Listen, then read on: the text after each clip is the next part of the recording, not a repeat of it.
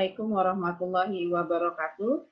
Selamat berjumpa dengan saya, Suryari Purnama. Hari ini saya akan menyampaikan mata kuliah Matematika Bisnis. Matematika Bisnis ini 3 SKS, dan kita akan ada 14 kali pertemuan selama semester ini, di mana setiap pertemuannya akan membicarakan topik yang berbeda. Semua materi sudah ada di web, dan modulnya pun sudah tersedia.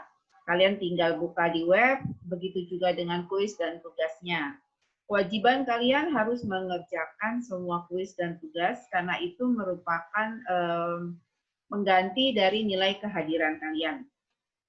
Oke, kita akan mulai materi pertama kita. Kita akan berbicara tentang apa itu namanya, tentang elemen matematika. Ya.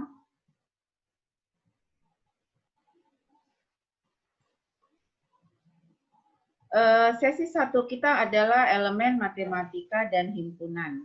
Ya, di sini kita belajar tentang sistem bilangan. Ya, sistem bilangan, di mana sistem bilangan ini sebenarnya sudah sering kita gunakan bahkan dari sejak kita TK ya.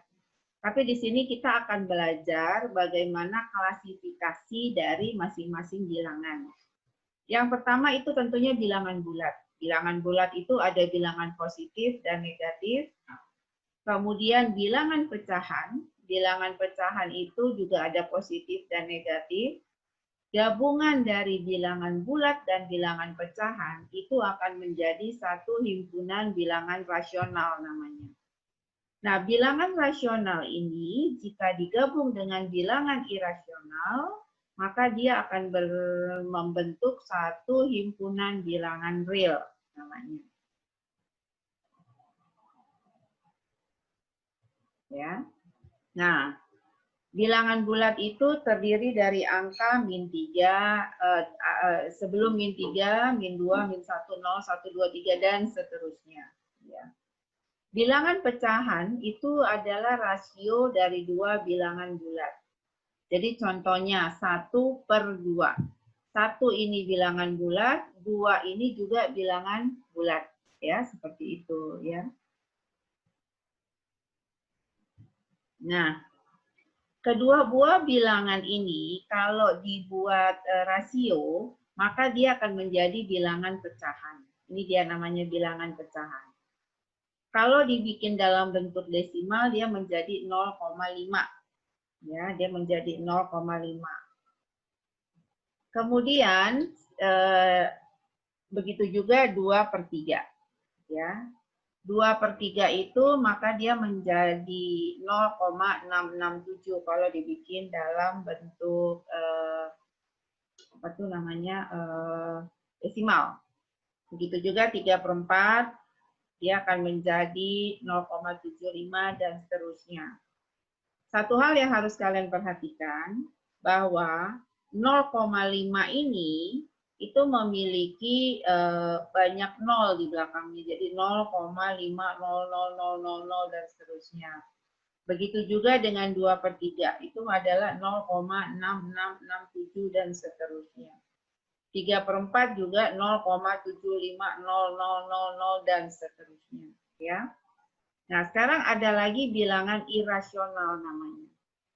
Bilangan irasional, ya, bilangan irasional yaitu bilangan yang tidak dapat dinyatakan sebagai bilangan pecahan atau rasio dari dua bilangan bulat. Contohnya ini, akar 2 nih.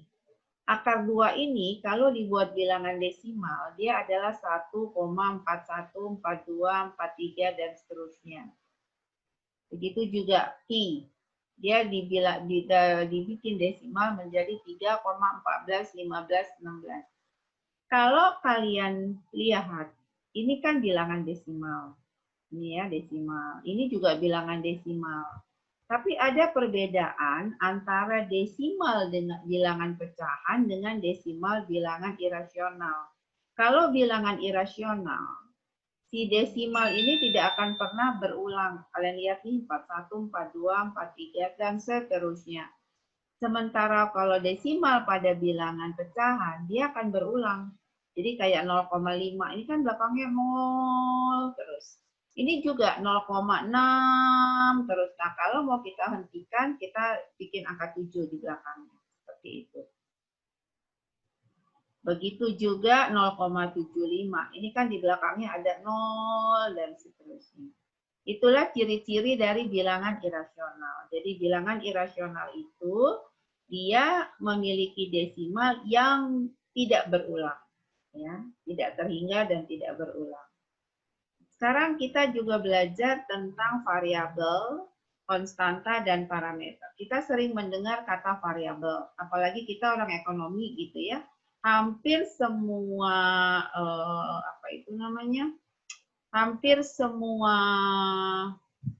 persoalan yang ada di dunia nyata itu harus dibuat dalam bentuk variabel-variabel.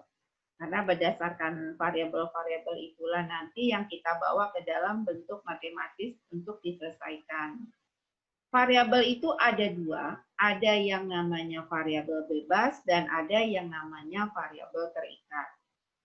Kalau dia variabel bebas, maka dia harus bisa dikasih harga atau dia sebagai pintu gerbang untuk memasukkan nilai. Kalau dia disebut variabel terikat atau dependent, maka nilai dia itu tergantung terhadap variabel bebasnya. Jadi contohnya gini, di sini X sebagai variabel bebas, misalkan Y sebagai variabel terikat.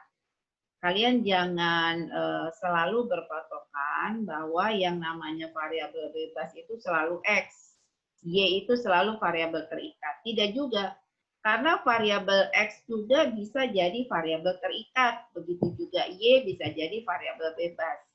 Kita punya 24 huruf dari A sampai Z yang bisa kalian pilih untuk mewakili sebagai variabel.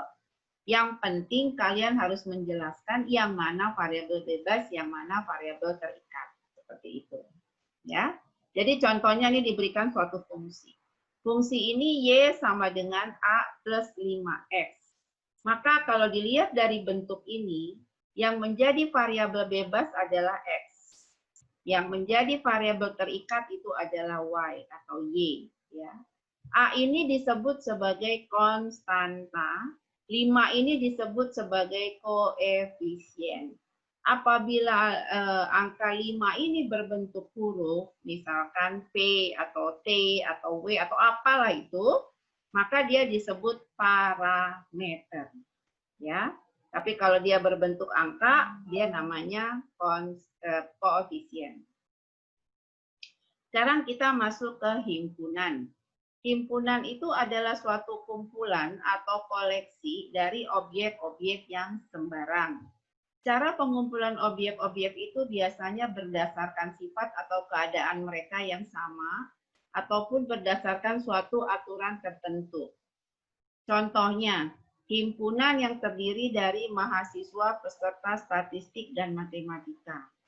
Himpunan dari semua bilangan asli yang lebih besar dari 9. Ya. Himpunan mahasiswa peserta matematika bisnis, Anda semua, misalkan, ya, itu adalah himpunan. Di dalam bentuk penulisan, himpunan ada dua cara. Yang pertama namanya tabular form atau enumeration, yaitu dengan menuliskan semua elemen himpunan tersebut di dalam kurung kurawal. Jadi kita di sini menyebutkan semua anggota dari himpunan tersebut. Contohnya, himpunan kota A, ya, di mana A itu merupakan himpunan dari semua ibu kota di Indonesia. Jakarta, Medan, Surabaya, ya, kota-kota besar di Indonesia. Kemudian himpunan bilangan asli. Himpunan bilangan asli yang dimulai dari 1, 2, 3, dan seterusnya. Kemudian yang kedua penulisan set builder form atau description, yaitu dengan menuliskan sifat atau ketentuan mengenai elemen himpunan tersebut. Sebagai contoh himpunan S, di mana X adalah bilangan genap. himpunan T, di mana X adalah pelajar yang pandai. Jadi yang kita sebutkan di sini hanya sifat-sifatnya. Ya. Nah, sebagaimana layaknya bilangan, himpunan pun memiliki banyak operasi. Operasi-operasi pada himpunan tersebut, yang pertama operasi irisan atau intersection, dinotasikan dengan huruf U kebalik atau tapal kuda. Ya. A iris B itu sama dengan X, di mana X elemen, ini yang hurufnya kayak E ini dibaca elemen, di mana X elemen dari A dan X juga elemen dari B. Jadi si X ini merupakan elemen bersama himpunan A dan B. Di dalam diagram Venn ditulisnya seperti ini. Kalau himpunan itu ada membentuk ikatan atau irisan, maka yang menjadi irisan itu adalah elemen yang ada di dalam ini, yang merah ini. Ya. Tetapi kalau dua himpunan itu saling bebas, nih seperti ini, dia saling bebas, maka yang menjadi irisan dari kedua himpunan ini adalah himpunan kosong. Kenapa dibilang himpunan kosong? Karena tidak ada satupun bilangan yang menjadi anggota dari himpunan A maupun himpunan B. Kemudian yang kedua, operasi gabungan atau union dinotasikan dengan U.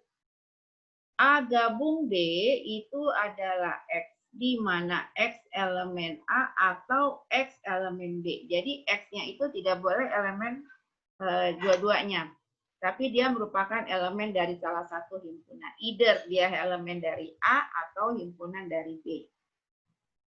Di dalam diagram Venn, ya, di dalam diagram Venn, A gabung B itu adalah semua elemen yang termasuk di dalam himpunan ini. Nah, ini kalau kita lihat kan ada irisan.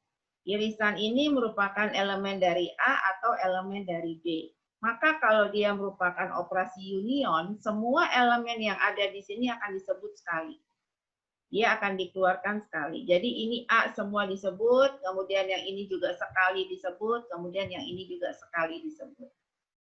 Kemudian yang kedua, apabila kedua himpunan tersebut terpisah, ya, kedua himpunan tersebut terpisah, maka gabungan dari kedua himpunan itu adalah semua elemen A ini disebut, begitu juga semua elemen B ini disebut, ya. Kemudian operasi selisih atau difference itu dinotasikan dengan tanda minus ini.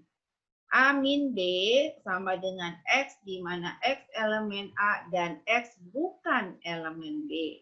Kalau himpunannya ada terkait, maka yang menjadi A minus B itu ini semua yang hijau.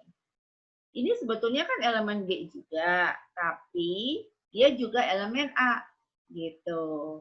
Nah, di sini dia tidak termasuk. Kenapa? Karena ini elemen B. Kalau dia merupakan himpunan yang bentuknya seperti ini, maka A minus B itu dia ada di dalam ini. Yang hijau ini dia A minus B ini. Yang menjadi elemen B tidak disebut. Ya. Begitu juga operasi komplement. Operasi komplement dinotasikan dengan A aksen atau A bar. X bukan elemen A, X elemen U. U ini adalah universal. Jadi contohnya gini. Himpunan mahasiswa peserta matematika bisnis. Ya, kalian semua.